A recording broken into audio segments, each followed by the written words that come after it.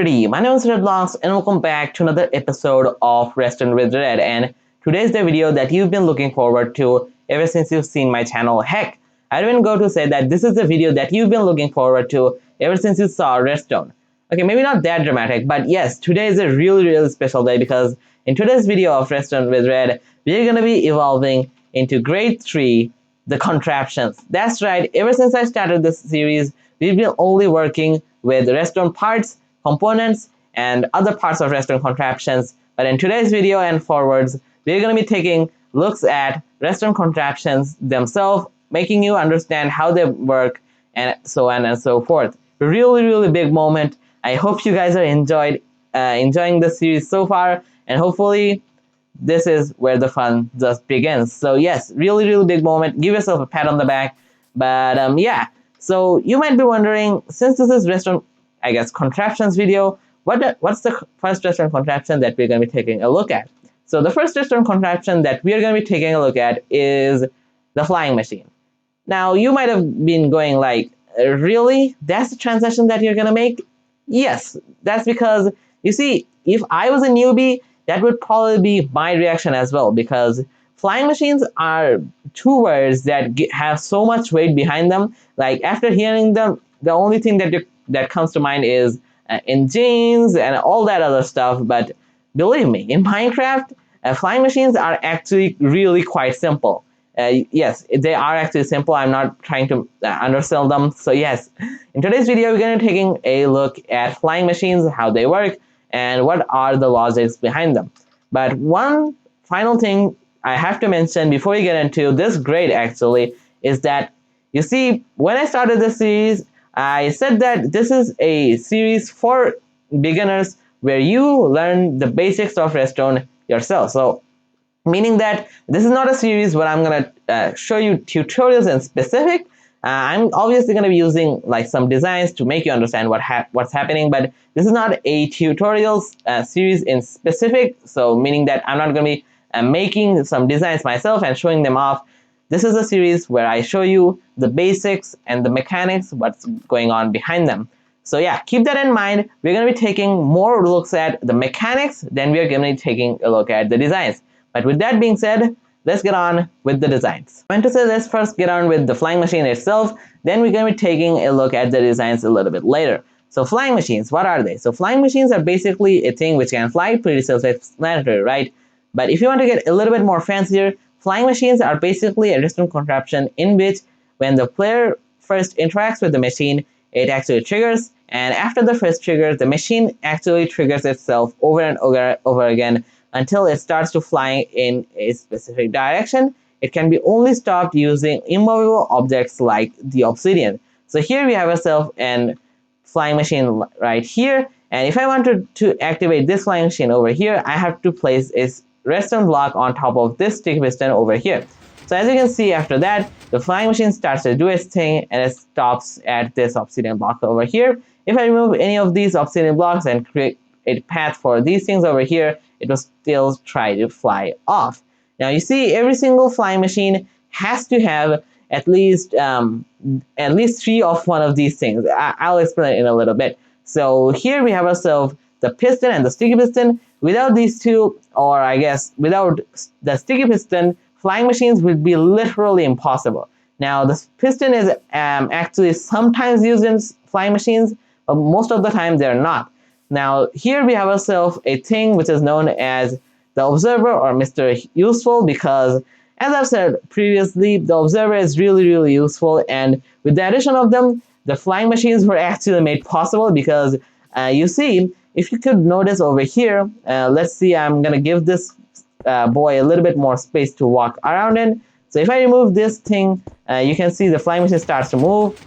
And basically how this thing works is that, you see, we have ourselves a redstone block on top of this thing over here. Basically when it extends both of these two, and the observer obviously gets moved along with it, and it detects the block update. Now that block update is used in pretty much every single flying machine that can ever exist. So yeah, observers are a really big part of flying machines. And finally, we have ourselves the sticky duo, the slime block and the honey block. Now you see, in flying machines, most of the time you need slime blocks or honey blocks, But a little bit later on in the episode, we're going to discuss that how you can make slime blocks and honey blocks be used in a flying machine, because believe me, these two combined really have changed flying machines themselves. Anyways, that was pretty much every single thing that I had to say in this section. Let's move on to the next one.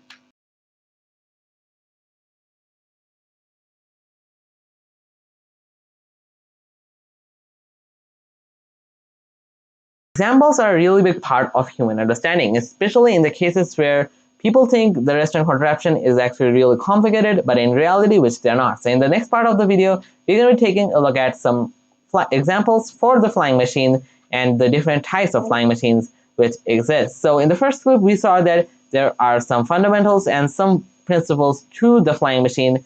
And in this part of the video, we're going to be taking a look at the different types of flying machines. So in my eyes, the types of flying machines are actually divided into three groups. Those three groups are the horizontal flying machine, which can only go in one direction, the vertical flying machine, which can only go in one direction, and then we have ourselves the two-way flying machine, which can go in two ways, both vertically and horizontally. So before we take a look at these designs, I have to mention this one more time, that none of these designs were actually designed by me. All of these are designed by different people, which their videos are going to be linked down in the description for you to check out. And one last thing, yeah, if I butcher any of these guys' name, don't blame me. I'm not that good of a speller. Anyways, let's get on with these designs. So the first one that we're going to be taking a look at is the horizontal one. So this one was designed by Goggled Gecko. Go check him out again. This one actually is the one that we took a look at a little bit early on over there. So to activate this, I have to place a redstone block on top of this sticky piston, and when I do that, basically what happens is that these two slime blocks alongside this observer and this sticky piston actually get pushed in front, and alongside this slime block, which gets pushed along one block in front. When that happens, this observer detects a block update, because as we all know, observers detect block updates when they're moved. So when that happens, this gives off a signal, powering this sticky piston, powering this slime block, and taking this sticky piston and pulling it one block in front. This is not the most complicated one yet, and it works in a weird fashion because I don't know, this actually used to work really reliably, but well, there it worked really nicely, but sometimes it might not work as good as you think. But yeah, really simple horizontal one-way flying machines. Really simple stuff. Let's move on to the next one. So next up on our list, we have ourselves the vertical flying machine. As the name might suggest, yes, this one goes upwards rather than going sideways. So this design in particular was made by the Clockwork Maze. So he actually made this design over on Java Edition. Now I was looking for a good vertical flying machine for this video, and I couldn't find a good one. So basically what I did, it was take this design which was made in Java Edition, I took it to Bedrock, and fortunately this also works on Bedrock Edition. Then I flipped it vertically, and now we have ourselves a vertical flying machine. So here you can see this design is a little bit actually repetitive. So basically here we have ourselves a observer, sticky piston, two slime blocks, and if you can observe it over here, you can see that the same thing is actually reversed. So to activate this thing, what we have to do is update this observer right here, which will power this sticky piston, which will extend these two slime blocks upwards, seeming a little bit familiar with this one, right? So after that happens, this observer and the sticky piston will get extended with these two slime blocks. That will send an update through this observer, powering this sticky piston, and the same thing will happen, meaning that these two slime blocks will extend, that will update this observer, powering this sticky piston, and so on and so forth. Again, seems similar because you see pretty much all the slime block creations that there are on, I guess, flying machines are pretty much the same. So also, again, like this one over here, it's going to do a little bit finicky business, but at the end of the day, it should do its stuff rightfully. So if I break this thing, it should send an update. Now, okay, give me a second, actually. Okay, as soon as I stop recording, the thing actually starts working. Okay, great. I think you actually saw a little bit of glimpse over there. So yeah, that's basically vertical flying machines. Actually, before we get into the final, I guess, design stuff, these are obviously not the only designs there are for these kinds of stuff. I chose one of these because to give you guys a demonstration for first sake, and the second thing is to give you guys an example that all of the flying machines are actually kind of dependent on the same design. And if you guys use this one, it's great, but hopefully you guys can actually get the mechanics actually in your head. That way you can actually make flying machines for yourself. That's the purpose of this video. Anyways, let's move on to the next one. Sorry if towards the end that got a little bit too rambly. Anyways, so moving into the final of our designs, we have ourselves the two-way flying machine. So these two are all good and all, but you see, sometimes you want to have something that goes back and forth, not only blank. So this thing is absolutely great for that. So this design was actually made by Flyty Gaming. I think I butchered that name. Anyways, so as you can see over here, this may seem a little bit too familiar again, because you see, every single flying machine is actually reliant on one and only rule, that is to move the observer alongside the sticky piston. So to activate this thing, what we have to do is the observer on the opposite side that we wanted to go. So for example, if I wanted to go that way over there, I would have to update this observer over here, and the same goes over this way. So when I update this observer, basically what happens is this sticky piston gets powered, moving these two slime blocks in front, meaning that this observer and the sticky piston get moved in front. This observer detects that, gives a block update to the sticky piston, and moves these two slime blocks across. So yeah, seems a little bit too familiar. Again, every single thing is basically the same, and if you want to see it to work, if I just update the observer over here, so again it will do some finicky business, but at the end of the day it will still get its stuff done. So I really hope you understood every single thing of that. Towards the end of that thing, yeah, it got a little bit too confusing, but I still hope you understood every single thing. Anyways, let's move on to the final part of this video. So before we move on to the final part of this video, you might have a question in your head: why do I need a flying machine? Which is a great question to have, because I do not want to teach you guys anything which you're probably never going to be using in your life. So thankfully for you guys, the flying machine is actually more useful in survival mode than creative mode, because let's face it, why would you need a flying machine in creative mode when you can literally fly? So yeah, flying machines are more useful in survival mode. So let's say you're building a crop farm, for example, let's say sugarcane, right? So sugarcane goes at a random tick speed. So let's say you have a timer which detects that. That was shown in the previous video if you want to check out the timer.